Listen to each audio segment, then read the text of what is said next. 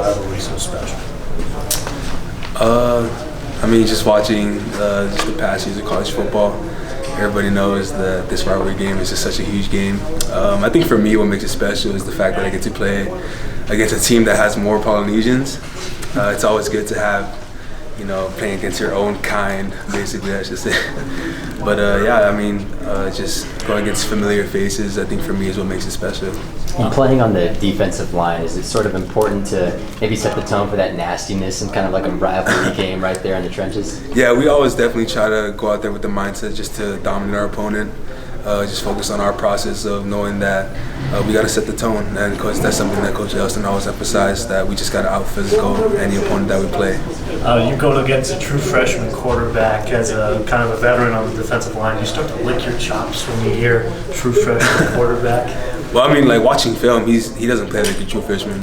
He's definitely somebody who can, win, have a 10-game winning season and just stuff like that. So we try not to focus on like experience and stuff, just more so just focusing on like tendencies and little stuff like that. We know that if we kind of dive into that process of like, oh, he's just a freshman, like he can come out and put on some points. So we just try to not be complacent with our thoughts and just more so just focus on like our own process. First home night game of the season. What kind of atmosphere are you expecting on Saturday night? Probably a cold one. It's probably going to be really cold, but we're trying to get used to that during practice and stuff like that. But I think it's going to be exciting. First home game, I think it's our last home game, right? Our last night home game. So it's going to be, I feel like night games are always a different atmosphere. How would you assess your season so far? It seems like last year obviously you didn't play as much. Now you're getting a lot of reps. Mm-hmm. How do you feel like you're playing so far, and how do you hope to improve? It feels good, just to be back out there, what I'm saying?